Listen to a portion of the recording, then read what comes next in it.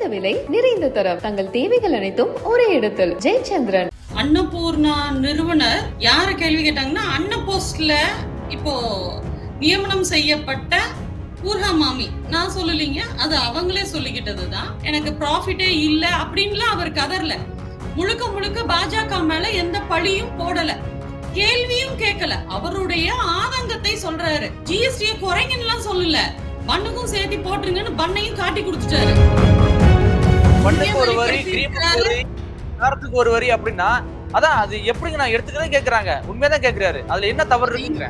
இவங்க ஒரு பெண் நிதி அமைச்சர் அப்படிங்கறதுனாலதான் நீங்க கேள்வி கேட்டீங்க அப்படிங்கிறாங்க. ஏங்க, பெண் ஆண் அப்படிங்கறதுல என்னங்க இருக்கு இந்த காலகட்டத்துல? சரிங்க, நான் ஒரு ஆம்பளைட்டே கேள்வி கேக்குறேன்.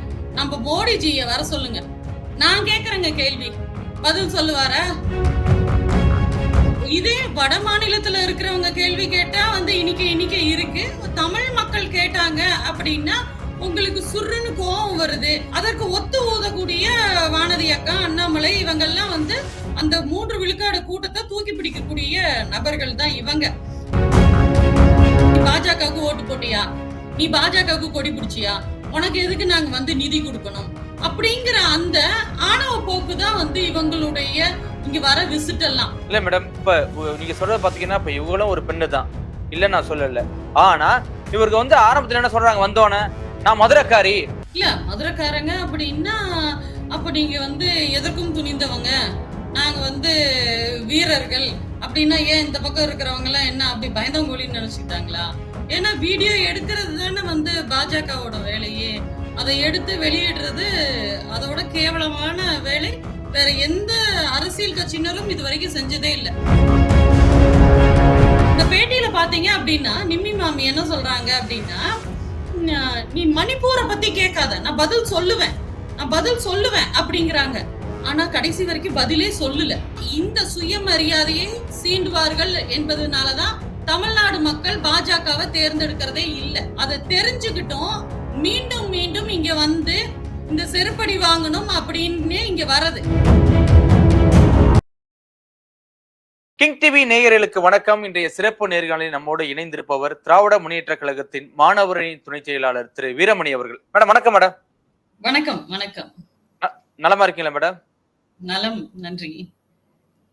கொங்கு மண்டலத்துல நேற்று முன்தினம் நடந்த சம்பவம், அதாவது ஜிஎஸ்டி பத்தி கேள்வி கேட்ட அந்த அன்னபூரணி ஹோட்டலின் முதலாளி திரு சீனிவாசன் மீது நேற்று மன்னிப்பு கேட்க வச்சு அதை வீடியோவா எடுத்து பிஜேபி காரங்க வெளியிட்டு இருக்காங்க. இன்னைக்கு பாத்தீங்கன்னா தொடர்ச்சியா திரு நிர்மலா சீதாராமன் அவர்கள் பேட்டி கொடுத்திருக்காங்க, வானதி அவர்கள் பேட்டி கொடுத்திருக்காங்க. திரு அண்ணாமலை இதற்கு நான் மன்னிப்பு கேட்கிறேன், பிஜேபி காரர்கள் வீட்டு அந்த வீடியோக்கு மன்னிப்பு கேட்கிறேன் அப்படின்னு இருக்காங்க. இந்த நிகழ்வு நீங்க எப்படி பாக்குறீங்க ஒட்டுமொத்தமா? அதாவது அன்னபூர்ணா நிறுவனர் யார கேள்வி கேட்டாங்கன்னா, அன்னபோஸ்ட்ல இப்போ நியமனம் செய்யப்பட்ட பூர்ஹா மாமி நான் சொல்லலீங்க, அது அவங்களே சொல்லிக்கிட்டதுதான். அந்த மாமி அவங்கள கேள்வி கேட்டோன்னையும் இவங்க மன்னிப்பு கேட்க வைக்கிறாங்க. அந்த அறைக்குள்ள கூட்டிட்டு போய் 2 பெண்கள் உட்கார்ந்துருக்க இவரை கூட்டிட்டு போய் மன்னிப்பு கேட்க வைக்கிறாங்க. அந்த வீடியோ ரிலீஸ் ஆயிருக்கு. அதாவது இவங்க தான் அன்னபோஸ்ட்ல வந்துட்டாங்க. அக்கா நாளைக்கு வானதி அக்கா ஓட்டு கேட்கணும் அப்படிங்கிற அந்த சிந்தனையே இல்லாம செயல்பட்டு இருக்காங்க அப்படின்னு தான் சொல்லணும். ஒரு ஆண் பெண் அப்படிங்கிற பாகுபாட்டை இப்ப வானதி அக்கா கொண்டு வந்திருக்காங்க. அதாவது அவரு கேள்வி என்ன கேட்டாங்க அப்படின்னா, ஜிஎஸ்டிய குறைங்க அப்படின்னு அவரு சொல்லல. ஒரு அரங்கிற்குள் ஒரு மத்திய அமைச்சர், நிதித்துறை அமைச்சர் வந்திருக்காங்க. அப்ப பாஜகவுக்கு ஓரளவுக்கு ஒத்து போகக்கூடிய நபர்களை தான் கூட்டிட்டு வந்திருப்பாங்க. எதுவுமே கேட்க கூடாது, எதுவுமே பேசக்கூடாது அப்படின்னா நீங்க ஏதோ ஒரு 100-200 பணம் கொடுத்து நீங்க கூட்டிட்டு வந்திருந்தீங்கன்னா அவங்க வாயை மூடிட்டு நீங்க பேசுறதெல்லாம் கேட்டுட்டு போயிருப்பாங்க. ஆனா இந்த நபர் அப்படிங்கிறவரு அவருடைய நிறுவனம் தொழில் அந்த ஜிஎஸ்டினால ரொம்ப அதுல பாதாளத்துக்கு ஒரு நஷ்டத்துல போயிட்டு இருக்கு, எனக்கு ப்ராஃபிட்டே இல்ல அப்படின்லாம் அவர் கதறல. முழுக்க முழுக்க பாஜக மேல எந்த பழியும் போடல, கேள்வியும் கேட்கல. அவருடைய ஆதங்கத்தை சொல்றாரு. மனுஷ மூளைதான் பதறி போகும் கணக்கு போடுறதுல, ஆனா கணினியே கதறுது அப்படின்னு கருத்து சொல்லி நீங்க போற ஜிஎஸ்டினால கம்ப்யூட்டர் இதாகுது அதாவது மேல அவர் என்ன சொல்றாருன்னா, ஜிஎஸ்டியை குறைங்கன்னு சொல்லல, பண்ணுக்கும் சேர்த்து போட்டுருங்கன்னு பண்ணையும் காட்டி கொடுத்துட்டாரு. ஒண்ணு. ரெண்டாவது, நீங்க உயர்ந்த பட்சம் பாத்தீங்க அப்படின்னா 22 விழுக்காடு ஜிஎஸ்டி இருக்கு. நீங்க எவ்வளவு வேணா உயர்த்திக்கலாம். 5, 8, 18 அப்படின்னு இல்லாம எல்லாத்தையும் 22 போட்டுட்டா கூட பரவாயில்லைன்னு ஒத்து போகக்கூடிய அளவுக்கு தான் அவர் பேசியிருக்கிறாரு. அந்த மாதிரியான கருத்து தான் அதுல இருந்திருக்கு. அப்போ அவர் யாரும் உங்களை மிரட்டவும் இல்லை, ஒன்னும் இல்லை. அவரோட வீடியோ வைரல் ஆயிருச்சு. நம்ம சமூக வலைத்தளத்துல அது வைரல் ஆயிடுச்சு. உடனே இவங்களுக்கு வந்து அது ஒரு மைனஸ் ஆயிருமா பாஜகவுக்கு அப்படின்னு 2 பேரும் உள்ள கூட்டிட்டு போய் அவரை மன்னிப்பு கேட்க வைக்கிறாங்க. உள்ள கூட்டிட்டு போனவங்க என்ன பண்றாங்க, ஒரு வணக்கம் சொல்றதுக்காக, மரியாதை நிமித்தத்துக்காக அப்படின்னு ஒரு கதை கட்டலாம். போய் 3 பேரும் உட்கார்ந்துட்டு இருக்காங்க. இடையில திடீர்னு ஒரு ஆண் எந்திரிச்சு இப்படிங்கிறாரு. அப்ப அது என்ன, அப்பதான் வணக்கம் சொல்றாருன்னு அர்த்தமா? நான் எந்த பார்ட்டிலையும் இல்ல, எந்த கட்சியை சார்ந்தவரும் நான் அல்ல அப்படின்னு பேசுறாரு. உங்களுக்கு வருத்தம் தெரிவிக்கிறேன் அப்படிங்கிறாரு. ஏன் அதை சொல்லணும்? அப்படி என்ன அவர் தப்பு பண்ணிட்டாரு? ஏன் வட மாநிலத்துல உங்களுக்கு கேள்வி கேட்டப்ப வெக்கமா இல்லையா அன்னபோஸ்ட் அம்மனிக்கு? அப்ப அவங்க சொன்னாங்க, கவர்மெண்ட் வந்து ஒரு ஒர்க்கிங் பார்ட்னர் மாதிரி எங்களோட ப்ராஃபிட் ஃபுல்லா எடுத்துட்டு போயிடறாங்க அப்படின்னு பல்ல காட்டிட்டு சிரிச்சாங்க. அப்ப எங்க போச்சு உங்க ஈசு ரோசம் வெக்கமெல்லாம்? அப்போ இல்லாதது தமிழ்நாட்டு ஒரு ஆண் மகன் ஒரு கேள்வி கேட்டாங்க. கேள்வி கூட இல்லைங்க, பகிர்ந்துகிட்டாரு தன்னுடைய இருக்கிறத உண்மையை வெளிப்படுத்திருக்காரு. அவ்வளவுதான். நீங்க பண்ணுக்கு ஒரு வரி, கிரீமுக்கு ஒரு வரி அப்படின்னா அதான் அது எப்படிங்க நான் எடுத்துக்கிறேன் கேக்குறாங்க. உண்மையதான் கேக்குறாரு. அதுல என்ன தவறு இருக்குங்கிற? அதுலயும் வானதி அம்மா வந்து சண்டை கட்டுறதான் சொல்றாங்க. நிர்மலா சீதாராமன் என்ன சொல்றாங்க, வானதி அம்மா ஜிலேபி சாப்பிட்டாங்க, பக்கோடா, ஆனியன் பக்கோடா சாப்பிட்டாங்க, டீ சாப்பிட்டாங்களா, காஃபி சாப்பிட்டாங்க, இந்த உண்மையை உடைத்து சொல்லிட்டாங்கன்னு இவங்க அவங்களுக்கு செப்பக்கட்டு கட்டுறாங்க. இவங்க வந்து ஒரு பெண் நிதி அமைச்சர் அப்படிங்கறதுனாலதான் நீங்க கேள்வி கேட்டீங்க அப்படிங்கிறாங்க. ஏங்க, பெண் ஆண் அப்படிங்கறதுல என்னங்க இருக்கு? இந்த காலகட்டத்துல ஒரு ஓட்டு அரசியல்ல நீங்க ஓட்டு வாங்கி எம்எல்ஏ ஆயிருக்கிறீங்க, நீங்க ஒரு பெரிய பொறுப்புல இருக்கீங்க. அவங்க அண்ணா போஸ்ட்ல அங்க போய் நிதி அமைச்சரா உட்கார்ந்து இருக்கிறாங்க. இவங்க வந்து இந்த ஆண் கேள்வி கேட்கறதுனால பயந்துக்க கூடிய பெண்களா இவங்க 2 பேரும்? இவங்க எத்தனை பேர் எத்தனை இழிவா பேசக்கூடிய ஒரு ஆணவம் பிடித்த அதிகாரம் மிக்க வானதியக்காவை விடுங்க. இவங்க வந்து பெண் அப்படிங்கிறதா ஒரு பார்ப்பனிய ஆதிக்க திமிர்ல இருக்கக்கூடிய உச்சபட்சமான ஒரு நபர் இல்லையா நிர்மலா சீதாராமன் அவர்கள்? அப்படி இருக்கும் பொழுது அவங்கள ஒரு பெண் அப்படிங்கறதுனால, ஏன்னா பெண்களாகிய ஜோதிமணி அக்காவும் கனிமொழி அக்காவும் இப்ப கேள்வி கேட்டதுனால இவங்க ஏதாவது ஒரு பதில் சொல்லணும், எதையாவது ஒண்ணு சொல்லி தப்பிச்சுக்கணும் அப்படிங்கறதுனால, மிஸ் என்னை இவன் கிள்ளிட்டான் மிஸ், இவன் ரப்பரை திருடிக்கிட்டான் மிஸ் அப்படின்னு கேவலமா பேசுற மாதிரியான ஒரு பேட்டி தான் இப்ப வானதி அக்கா கொடுத்திருக்கிறது. மேடம், இப்ப சீனிவாசன் அவர்கள் கேட்ட கேள்வி அவளுக்கு தப்பா தோணுதா, இல்ல என்ன அப்படி கேட்டான் பப்ளிக்கா அப்படிங்கிற ஒரு கோணத்துல பார்க்கப்படுதா? எப்படி மேடம் இதப்பா எடுத்துக்கிறது? ஏங்க, அவங்களுடைய நோக்கம் என்ன அப்படின்னா, நீ பாஜகவுக்கு ஓட்டு போட்டியா, இல்ல பாஜகவுக்கு கொடி பிடிச்சியா, நீ எப்படி வரிய பற்றி நீ கேட்கலாம் அப்படிங்கிற அந்த திமிர் ஆணவ போக்கு அப்படின்னு தான் நம்ம சொல்லணும் இல்லைங்களா? ஏன்னா இதே வட மாநிலத்துல இருக்கிறவங்க கேள்வி கேட்டா வந்து இன்னைக்கு இருக்கு, தமிழ் மக்கள் கேட்டாங்க அப்படின்னா உங்களுக்கு சுருன்னு கோபம் வருது. ஏன்னா இதுக்கு முன்னாடியே பாத்தீங்கன்னா, நீ உண்டியல்ல போட்டுறாத, காசு உண்டியல்ல போட்டுறாத, தட்டுல வாங்கு, நீ கையில வாங்கு, தனக்கு வரணும், பதவியாகட்டும் பணமாகட்டும் தன் கையில வரணும், தன் பிடியில இருக்கணுங்கிற ஒரு எண்ணம் கொண்டவங்க தான் அந்த 3 விழுக்காடு. அதற்கு ஒத்து ஊதக்கூடிய வானதி அக்கா, அண்ணாமலை இவங்கெல்லாம் வந்து அந்த 3 விழுக்காடு கூட்டத்தை தூக்கி பிடிக்கக்கூடிய நபர்கள் தான் இவங்க எல்லாம் வந்து பாத்தீங்க அப்படின்னா அந்த திமிர் போக்கு இவங்க கிட்ட இருக்காது. அடிபணிந்து போகக்கூடிய போக்கு தான் வானதி அக்கா ஆகட்டும் அண்ணாமலை ஆகட்டும்.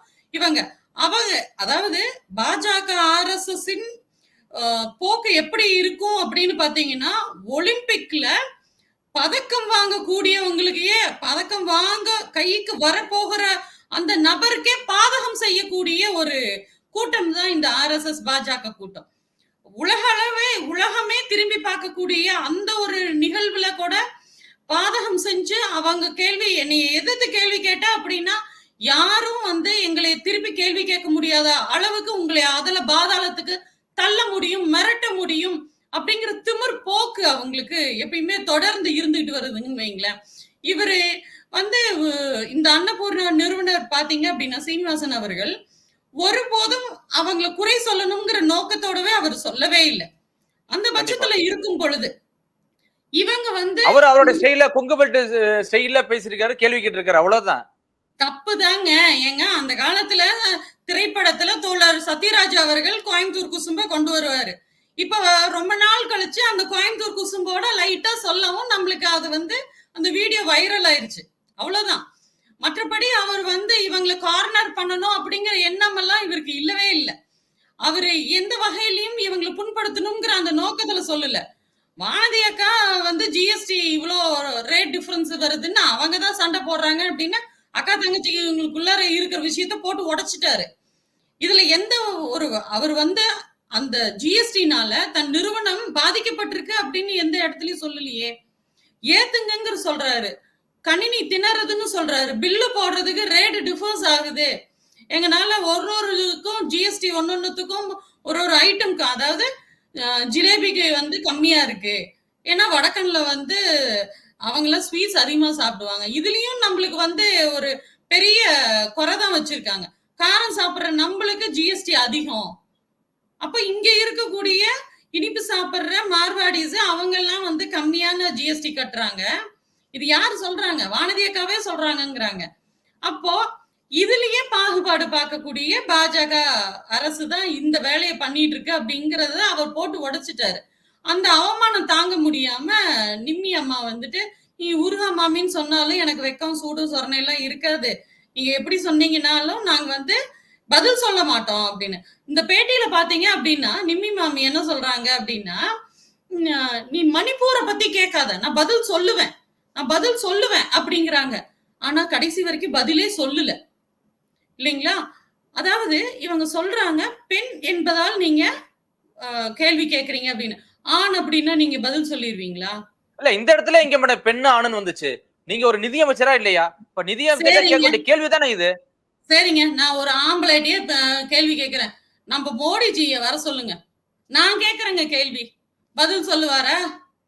உங்களுக்கு அதுக்கான தில்லு இருக்கா? நீங்க பெண் அப்படிங்கறதுனாலதான் நீங்க கார்னர் பண்றீங்கன்னு சொல்றீங்களே, உங்க மோடிஜியை வர சொல்லுங்க, பத்திரிகையில பேட்டி கொடுக்க சொல்லுங்க. பத்திரிகையாளர்கள் கேள்வி கேட்டா அவர் பேட்டி பதில் அளிப்பாரா? அதுக்கு அவருக்கு பதில் தெரிஞ்சாதானங்க சொல்றதுக்கு. மணிப்பூர் கேள்வியை பத்தி நான் பதில் சொல்லுவேன்னு சொல்றாங்களோ தவிர பதில் சொல்லல. மணிப்பூர் போகிறதுக்கு யோகியதை கிடையாது. நீங்க தமிழ்நாட்டுக்கு என்னத்துக்குங்க வர்றீங்க? அங்க மணிப்பூர் பத்தி எரிஞ்சுகிட்டு இருக்கு. அந்த மக்களை போய் காப்பாற்ற மாட்டாங்க. இங்க ஒண்ணுமில்லாததுக்கு போய் நீங்க வந்து மன்னிப்பு கேட்கணும். அதுக்கு ஆம்பளை பொம்பளைன்னு வித்தியாசம் பார்க்கணும். இங்க ராக்கெட்ல பறந்துகிட்டு இருக்காங்க பெண் பிள்ளைங்க, ஒலிம்பிக்ல பதக்கம் வாங்கிட்டு இருக்காங்க. இவங்களுக்கு வந்து இப்பதான் ஆண் பெண் அப்படிங்கிற அந்த பாகுபாடெல்லாம் வரும். இது ஒரு உப்புச்சப்பு இல்லாத ஒரு பேட்டியாக தான் வானதி அக்காவது இருக்கு. இல்ல மேடம், ஒருவேளை ஜிஎஸ்டில இத்தனை டிஃபரெண்ட் இருக்குன்னு தெரியாதா? இந்த மாதிரி கேள்வி கேட்பாங்க. இது எப்படி நம்ம சொல்றோம்னு தெரியாம ஒருவேளை திணறாங்களா? எப்படி எடுத்துக்கிறது மேடம்? ஏங்க, அவங்களுக்கு எந்த ஒரு பிளானிங்கும் இல்லாம தான் ஜிஎஸ்டி வரிங்கிறது அவங்க போட்டிருக்காங்க. அவங்களுக்கு முக்கியமானது என்ன அப்படின்னா, அதானி அம்பானிக்கு எந்த ஒரு இடையூறும் வந்துடக்கூடாது. அதை மட்டும்தான் அவங்க வந்து ஒன்றிய அரசான இந்த பாஜக திங்க் பண்ணிட்டே இருப்பாங்களே தவிர, சாமானிய மக்களுக்கான கள்ளப்பருப்பியோ பெண்கள் யூஸ் பண்ற அந்த நாப்கின்ஸோ இதற்கெல்லாம் வந்து வரி நீங்க எவ்வளவு வேணாலும் போடலாம். ஆனா அதுல பெண்கள் எல்லாம் பாதிக்கப்படுறாங்கிறத வானதி அக்கா எடுத்து பேச மாட்டாங்க. பெண்களாகிய எங்களை கேள்வி கேட்டுட்டாங்க, ஒரு ஆண் ஆதிக்கம் உடையவர்கள் அப்படின்னு குத்தம் சொல்றாங்களே. பெண்கள் பயன்படுத்தக்கூடிய அந்த மாதாந்திரத்துக்கு யூஸ் பண்ணக்கூடிய அந்த நாப்கின் ஜிஎஸ்டி வரிய பத்தி அக்கா பேசுவாங்களா? அதுக்காக அவங்க வந்து நிதி அமைச்சர்கிட்ட இல்லைங்க இது நம்மளுடைய பெண்களுக்கானது அப்படின்னு அவங்க அதை எடுத்து ஏதாவது சொன்னாங்க அப்படின்னா நியாயம், இவங்க பெண்களுக்காக குரல் கொடுக்கறவங்க அப்படின்னு. இவங்க ஒரு தேசிய மகளிர் அணியில இருக்கக்கூடிய வானதி அக்கா வந்துட்டு தேசிய ஒன்றிய அமைச்சரான நிர்மலா சீதாராமன் இவங்க 2 பேரும் உட்கார்ந்து இருக்க இடையில அவரை உட்கார வச்சு மன்னிப்பு கேட்கறதுக்கு எந்திரிச்சு மன்னிப்பு கேட்க வச்சு இவங்க அனுப்பி இருக்காங்க. இவங்க சொல்றாங்க ஆணாதிக்கம் அப்படின்னு. இது திட்டமிட்ட பிளானா மேடம்? நீங்க வந்து தவறா பேசுறீங்க. இது வந்து எங்க நிர்மலா சீதாராமன் அவர்களுக்கு வந்து ரொம்ப அவமானமா போச்சு, நீங்க வந்து மன்னிப்பு கேளுங்க, நான் வந்து வீடியோ எடுத்து அதை போஸ்ட் பண்றேன் அப்படி திட்டம் நடந்தா எப்படி மேடம்? கண்டிப்பா இது திட்டமிட்டு நடக்கப்பட்டதுதான். ஏன்னா அவர் வந்து அவருடைய தொழில் நிறுவனத்தை ஒடுக்குவதற்கு என்ன வேணாலும் நாங்க பண்ணிடுவோம் அப்படிங்கிற ஒரு மிரட்டல் இல்லாம அவர் உள்ளார போய் இந்த மாதிரியான ஒரு வருத்தம் தெரிவிக்கணுங்கிற அவசியம் கிடையாது. இது கண்டிப்பா தொடர்ந்து பாத்தீங்க அப்படின்னா தமிழர்களின் சுயமரியாதையை சீண்டும் வண்ணமாக இருக்கிறது. ஒரு ஒத்த ஓட்டு பாஜக ஏன் தமிழ்நாட்டுல ஒரு ஓட்டு கூட வாங்க முடியல, ஒரு ஆள் கூட இங்க ரெப்ரசன்டேட்டிவா இல்ல, ஒரு எம்பி கூட இங்க இருந்து போக முடியல அப்படின்னா இந்த சுயமரியாதையை சீண்டுவார்கள் என்பதனாலதான் தமிழ்நாடு மக்கள் பாஜகவை தேர்ந்தெடுக்கிறதே இல்லை. அதை தெரிஞ்சுக்கிட்டோம் மீண்டும் மீண்டும் இங்க வந்து இந்த செருப்படி வாங்கணும் அப்படின்னு இங்க வரது. அதுலயும் வானதி அக்கா சொல்றாங்க தமிழ்நாட்டுல அதிவேகமாக வந்து பாஜக விஸ்வரூபமாக வளர்ந்துகிட்டு வந்துட்டு இருக்கு அப்படின்னு. சிறந்த காமெடின்னு வைங்களேன், காமெடி ஆஃப் தி இயர் அப்படின்னு சொல்லலாம். தொடர்ந்து இவங்க எங்க போனாங்க அப்படின்னாலும், அதுவும் நிர்மலா சீதாராமன் எங்க போறாங்களோ அங்க எல்லாமே வந்து எதிர்வினையாற்றக்கூடிய மக்களாகத்தான் இருக்காங்க, எதிர்த்து கேள்வி கேட்கக்கூடிய மக்களாக இருக்காங்க. அது அவங்களுக்கே தெரியுது. தெரிஞ்சும் வெக்கம் இல்லாம பாஜக அசுர வேகத்துல வளர்ந்துகிட்டு இருக்கு அப்படின்னு தொடர்ந்து அவங்க பொய் புரட்டுகளை சொல்லிட்டு இருக்காங்க. நீங்க முன்னாடியே சொன்ன மாதிரி பாத்தீங்கன்னா இது வந்து மும்பை, மகாராஷ்டிராவில இதே மாதிரி ஜிஎஸ்டி குறித்து பல கேள்விகள் எழுப்பியிருக்காங்க. ஆனா குறிப்பா தமிழ்நாட்டுல மட்டும் இந்த ஒரு அவமானம் எதற்கு மேடம்? டோட்டலா வந்து தமிழ்நாட்டை புறக்கணி நினைக்கிறாங்களா? ஒரு பக்கம் வந்து கல்விக்கு நிதி ஒதுக்கல, மெட்ரோவுக்கு நிதி ஒதுக்கல. இப்ப இந்த கேள்வி ஏன்டா திரும்ப திரும்ப கேட்கறாங்க அப்படின்னு ஒரு எப்படி இதை எடுத்துக்கிறது நம்ம? இந்த பட்ஜெட்ல பாத்தீங்க அப்படின்னா, இந்த ஆண்டுக்கான பட்ஜெட்ல பாத்தீங்கன்னா உத்தரப்பிரதேசக்கு 2 லட்சம் கோடி ஒதுக்கி இருக்காங்கன்னா, டோட்டல் என்டையர் சவுத் இந்தியாவில இருக்கக்கூடிய ஸ்டேட்ஸ் எல்லாத்துக்கும் சேர்த்து பாத்தீங்க அப்படின்னா கிட்டத்தட்ட 2 லட்சம் கோடி ஒதுக்கி இருக்காங்க, எல்லா ஸ்டேட்ஸுக்கும் சேர்த்து. அப்ப இவங்களுடைய அந்த ஓட்டு அரசியல், இவங்களுடைய வஞ்சிக்கக்கூடிய பாஜகவின் எண்ணம் வந்து வெளிப்பட்டிருக்கு அப்படின்னு தான் சொல்லணும்.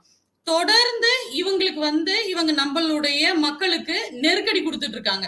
மக்கள் இத தெரிஞ்சுக்காம இல்ல, மக்களுக்கு இவங்க இழைக்கக்கூடிய இந்த வஞ்சகத்துக்கு தெளிவாக மக்கள் வந்து தொடர்ந்து ஓட்டு போட்டுட்டு இருக்காங்க. இவங்களுக்கு பாஜகவுக்கு எதிராக ஓட்டு போட்டுட்டு இருக்காங்க.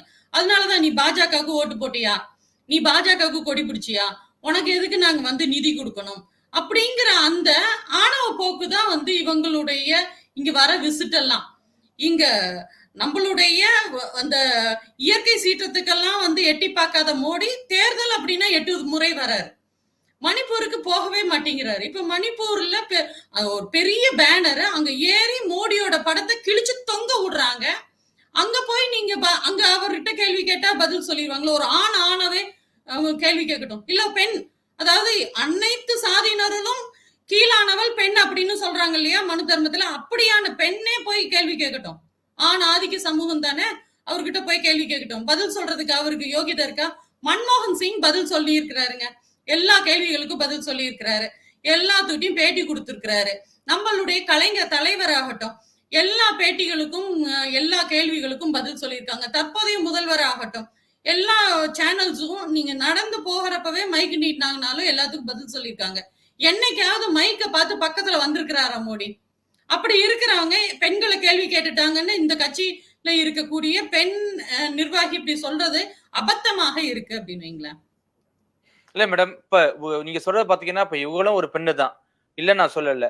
ஆனா இவருக்கு வந்து ஆரம்பத்துல என்ன சொல்றாங்க, வந்தோன்னே நான் மதுரைக்காரி அப்படின்னா, அப்ப இதை நாங்க எடுத்துக்கிறோம். அப்ப நீங்க மதுரைக்காரிங்கிறது பெண்ணு கிடையாதா? இவர் வந்து அதாவது குங்கபெட்ல வந்து நான் மதுரைக்காரின்னு சொல்றதை நீங்க நம்ம எப்படி எடுத்துக்கிறது? இல்ல மதுரைக்காரங்க அப்படின்னா அப்ப நீங்க வந்து எதற்கும் துணிந்தவங்க, நாங்க வந்து வீரர்கள் அப்படின்னா ஏன் இந்த பக்கம் இருக்கிறவங்க எல்லாம் என்ன அப்படி பயந்தவங்கன்னு நினைச்சுக்கிட்டாங்களா? இல்ல ஆண்கள் இங்க இந்த ஊர்ல இருக்கிற ஆண்கள் பயந்துக்குவாங்களா? இல்ல மிரட்டல் போக்குதான் தொடர்ந்து அவங்களுடைய எண்ணம் அப்படின்னு பாத்தீங்கன்னா அந்த மிரட்டல் போக்கு. அது மதுரைக்காரங்களா இருக்கலாம், இல்ல கேரளா, கர்நாடகா, எந்த ஊர்ல இருக்கக்கூடிய அந்த 3 விழுக்காடாக இருந்தாலும் அவங்களுடைய ஆதிக்கம் தான் இருக்கணும் அப்படிங்கிறது தான் அவங்களுடைய எண்ணம். இதுல நம்ம வந்து தமிழ்நாட்டுல இருக்கக்கூடிய அந்த 3 விழுக்காடு, கர்நாடகால இருக்கக்கூடிய 3 விழுக்காடுன்னு நம்ம பிரிச்சு பாக்குறதுக்கே இல்ல. இவங்களுடைய எண்ணமே அதுதான் வைங்களேன். மேடம், இந்த சம்பவம் குறித்து வந்து திரு அண்ணாமலை அவர்கள் வெளிநாட்டில இருந்து வருத்தம் தெரிவிச்சிருக்காரு. இது வந்து மனக்கசப்போட நான் வருத்தம் தெரிவிக்கிறேன் அப்படின்னு இருக்காரு. இது எப்படி மேடம் நீங்க பாக்குறீங்க இந்த ஆடியோ வீடியோ பத்தி? அதாவது பார்த்து ரொம்ப கசக்க போகுது. இவங்களுக்கு தொழிலே இதுதாங்க. அண்ணாமலை விட்டு சென்ற பணியை அவர்களுடைய தொண்டர்கள் தொடர்ந்து செய்து கொண்டிருக்கின்றார்கள் அப்படின்னு தான் சொல்லணும். ஏன்னா வீடியோ எடுக்கிறது தானே வந்து பாஜகவோட வேலையே. அதை எடுத்து வெளியிடுறது அதோட கேவலமான வேலை வேற எந்த அரசியல் கட்சியினரும் இதுவரைக்கும் செஞ்சதே இல்லை. அந்த கலாச்சாரத்தை கொண்டு வந்ததே வந்து அண்ணாமலை அவர்கள் தான். அண்ணாமலை அதாவது இந்தியாவிலேயே இல்லைனாலும் அந்த வேலையை துரிதமாக தெளிவாக செஞ்சுட்டு இருக்காங்க அண்ணாமலையின் தம்பிமாருங்க. ஏன்னா அந்த வீடியோ பாத்தீங்க அப்படின்னா முன்னாடி நின்னோம் சைட்ல நின்னோம்லாம் இல்ல, மறைமுகமா ஒரு கார்னர்ல நின்று எடுக்கிறாங்க. ஆடியோ கிளாரிட்டி கூட இல்ல. அதை எடுத்து பர்பஸா வெளியிடுறாங்க. அதை வெளியிட்டதுக்கு இவரும் வந்து ஏதோ ஒரு துரும்ப தூக்கி போடணும் இல்லையா? அரசியல்வாதி வந்து காலாட்டிக்கிட்டே இல்லை அப்படின்னா செத்துட்டாங்கன்னு சொல்லி புதைச்சிருவாங்க அப்படிங்கறனால அங்க இருந்துட்டு நானும் இருக்கேன் அப்படின்னு சொல்லி தன்னை உறுதிப்படுத்திக்கிறாரு. நான் இங்கதான் இருக்கேன், நான் தமிழ்நாட்டுல ஏதாவது ஒண்ணுன்னா நான் வாய்ஸ் கொடுப்பேன் அப்படின்னு சொல்லி இவர் சொல்லிதான் அந்த வீடியோவே வெளியில வந்திருக்கோம் அப்படின்னு தான் நாங்க நினைக்கிறோம். இருந்தும் வந்து இவர் வந்து மன்னிப்பு கேட்கிற மாதிரி மக்களை எல்லாம் சமாதானப்படுத்துறாராமா. ஏன்னா தமிழ்நாடு பாஜக தலைவர் இல்லைங்களா, அதனால சமாதானப்படுத்தும் வண்ணம் எனக்கு மனக்கசப்பா இருக்குது, அதனால வந்து வருத்தம் தெரிவிக்கிறேன் அப்படிங்கிறாங்க. ஒரு காலம் வந்து இவங்கனால பாஜகனால தமிழ்நாட்டுல கால் ஊனவே முடியாது. தமிழ்நாடு மக்களின் சுயமரியாதையை தொடர்ந்து இந்த பாஜக கைக்கூலிகள் சீண்டிக்கொண்டே இருக்கின்றார்கள். அதற்கு இந்த நேரத்துல நாங்க வன்மையா கண்டனத்தை தெரிவித்துக் கொள்கிறோம். இல்ல, ஒருவேளை அவசரப்பட்ட மன்னிப்பு கேட்டாரா மேடம் திரு அண்ணாமலை அவர்கள்? ஏன்னா சம்பந்தப்பட்ட ஆட்கள் இப்ப வானதி அவர்களா இருக்கட்டும், நிர்மலா சீதாராமன் அவர்களா இருக்கட்டும், இவர்களும் யாருமே மன்னிப்பு கேட்கல. ஆனா அங்க இருந்து அண்ணாமலை அவர்கள் மன்னிப்பு கேட்டாரு. இது வந்து அவசரப்பட்டாரா எப்படி மேடம், எப்படி எடுத்துக்கலாம்? அது அண்ணாமலை டீம் தான் வீடியோ எடுத்திருப்பாங்க. அது மன்னிப்பு வந்து நம்ம அன்னபோஸ்ட் அம்மனி கிட்ட தான் கேட்க வேண்டியது. அவர் ஓப்பனா கேட்டுட்டாருன்னு வைங்களேன், மைண்ட் வாய்ஸ்ன்னு நினைச்சு வெளியில விட்டுட்டாரு. அப்படிதான் எடுத்துக்கலாமா எப்படி மேடம்? அப்படிதான் காமெடியா எடுத்துக்க முடியும். இவங்க பண்றதெல்லாம் வந்து சீரியஸா நம்மள பார்த்துட்டு போவே கூடாதுங்க. இறுதியா ஒரே ஒரு கேள்வி மேடம். அக்டோபர் 2ஆம் தேதி மது ஒழிப்பு மாநாடு விடுதலை சிறுத்தைகளின் சார்பாக நடைபெற இருக்கு. இதற்கு வந்து பாத்தீங்கன்னா அனைத்து கட்சியும் கூப்பிட்டிருக்காரு. அதிமுக, விஜய் உள்பட கூப்பிட்டிருக்காரு திருமாவளவன். என்ன காரணம்? ஒருவேளை திமுக கட்சியை விட்டு விலகி போற வாய்ப்பு இருக்கா எப்படி மேடம்? இல்ல, அதுக்கான விளக்கத்தை தோழர் திருமா அவர்கள் கொடுத்திருக்காங்க. அவருக்கு ஒரே ஒரு நோக்கம் என்ன அப்படின்னா, இந்த போதை ஒழிப்பு வேணும், அடுத்த தலைமுறையினர் வந்து நம்மளுடைய தமிழ்நாட்டுல இருக்க இளம் செல்வங்கள் வந்து நல்ல ஆரோக்கியமான அடுத்த வளர்ச்சியில அவங்க ஈடுபடணும் அப்படிங்கிற ஒரு நோக்கத்தோட தான் கொடுத்திருப்பாரு அப்படிங்கிற ஒரு பெரும் நம்பிக்கை எங்களுக்கு இருக்கு. இல்ல மேடம், இப்ப திமுக கூட்டணி கட்சியில இருக்கிறாரு. அப்படி இருக்கும்போது நேரடியா வந்து கோரிக்கை வைக்கலாமே, நீங்க வந்து இந்த மது விலக்கை வந்து கொண்டு வாங்க, இல்லைன்னா நான் வந்து திமுக கூட்டணி கட்சி விட்டு வெளியில போறேன் அப்படின்னு சொல்லலாமே. இருந்துகிட்டே ஏன் வெளியில போய் ஒரு மாநாடு போடுறது, அதற்கு வந்து அனைத்து கட்சி, அதாவது மதம் இல்லாத கட்சிகள் அனைவரும் ஒன்றிணையலாம் அப்படின்னு சொல்றது, இது எப்படி நம்ம எடுத்துக்கிறது? நம்ம இல்ல கூட்டணி அப்படிங்கிறது நம்ம வந்து ஓட்டு அரசியலுக்காக நம்ம கூட்டணியில இருக்கோம். அதுல வந்து ஒரு நல்ல ஒரு புரிதலோட தான் ஒவ்வொரு கூட்டணியிலும், ஏன்னா இந்தியா கூட்டணிக்கே வந்து முன்னுதாரணமாக தலைவர் நம்ம முத்துவேல் கருணாநிதி ஸ்டாலின் அவர்கள் வந்து இங்க இருக்க கூட்டணி கட்சிகளுக்கு அவங்களுடைய விருப்பத்திற்கு ஏற்றாற் போலதான் இந்த 40க்கு 40 சீட்டு கொடுத்து வென்று கொண்டு வந்தாரு. அது சீட்டு கொடுக்க ஷேரிங்லயும் ஆகட்டும், வெற்றி பெற்றதுலயும் ஆகட்டும், இந்தியாவுக்கே ஒரு முன்னுதாரணமாக தான் தலைவர் அவர்கள் செயல்பட்டாங்க. அவங்களுடைய சுதந்திரத்திலையும் இவர் வந்து தலையிடுறது இல்ல. அவங்களுடைய கோரிக்கைகளுக்கும் முன்னுரிமை தொடர்ந்து நாங்க இந்த பொறுப்புல இருக்கங்காட்டியும் நாங்க சொல்றோம், அதாவது கூட்டணி கட்சிகளின் கோரிக்கைகளுக்கும் முன்னுரிமை கொடுத்துக்கிட்டு தொடர்ந்து வந்துட்டு இருக்கிறாரு நம்மளுடைய தமிழ்நாடு முதல்வர் அவர்கள். அப்படி இருக்கும் பொழுது இது ஒரு முக்கியமான ஒரு விஷயம் தான். ஏன்னா வந்து இந்த கஞ்சா இது எல்லாமே பாத்தீங்க அப்படின்னா பரவலாக இருக்கு. அது கண்டிப்பா ஒழிக்கப்பட வேண்டியது அப்படின்னு தொடர்ந்து திமுக ஆட்சியில வந்து நம்ம வலியுறுத்திட்டே தான் வந்துட்டு இருக்கிறாரு நம்மளுடைய முதல்வர். அதுல இந்த ஒரு மாநாடு அப்படிங்கிறது, இந்த போராட்டம் அப்படிங்கிறது ஒரு முக்கிய பங்காக இருக்கும். அது ஒரு நல்ல விஷயமாக தான் இருக்கு. அதை கண்டிப்பா எங்களுடைய தலைவர் அவர்களும் வரவேற்கக்கூடிய ஒரு விஷயமாக தான் அது பார்க்கப்படுகிறது. இல்ல, திராவிட கட்சியோட கூட்டணி இருந்துகிட்டு டாஸ்மார்க் கொண்டு அதிமுக வந்து அழைப்பு கொடுக்கிறது வந்து நம்ம எப்படி மேடம்? ஒருவேளை கூட்டணிக்கு அழைப்பு கொடுக்கிறாரா எப்படி மேடம்? இல்ல அதுல தெளிவா இருக்கிறாரு தோழர் அவர்கள். கூட்டணியை விட்டு வெளியில போகிற ஐடியாலாம் அவங்களுக்கு இல்ல. தொடர்ந்து இந்த மாதிரியான அதாவது கூட்டணி விட்டு வெளியில போகிற எண்ணம் இருக்கா அப்படிங்கிற மாதிரி எல்லாம் பேசி கூட்டணியை உடைக்கிறதுக்கான திட்டமிடுதல் தான் எதிர்கட்சியினர் வந்து தொடர்ந்து பண்ணிட்டு இருக்காங்க. அதற்கு ஒருபோதும் வாய்ப்பு இல்லை அப்படிங்கிறது தெளிவாக இருக்கு. கண்டிப்பா மேடம். உங்களுடைய நேரத்தை ஒதுக்கி எமது இணைப்பில் கலந்துகிட்ட மிக்க நன்றி மேடம். மிக்க நன்றி. குறைந்த விலை நிறைந்த தரம் தங்கள் தேவைகள் அனைத்தும் ஒரே இடத்தில் ஜெயச்சந்திரன்.